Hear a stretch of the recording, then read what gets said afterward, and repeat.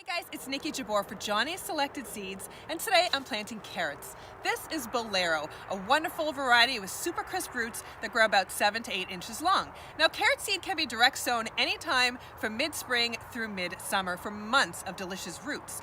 And carrots do grow best in a soil that's deep and loose, like that in my raised beds. All right, I think we should sow these seeds.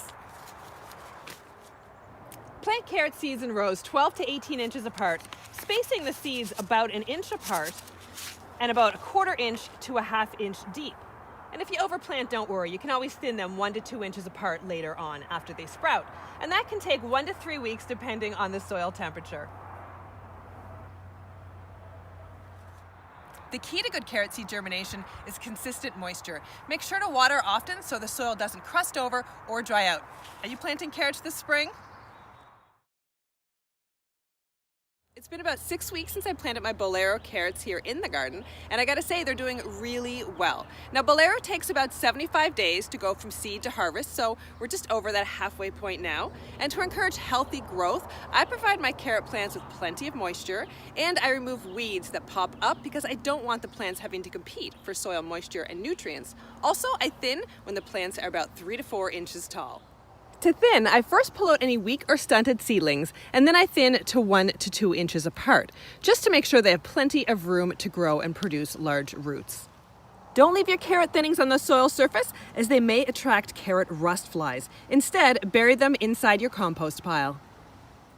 Also be on the lookout for pests like slugs, which so kindly removed this section of the carrot row for me last night.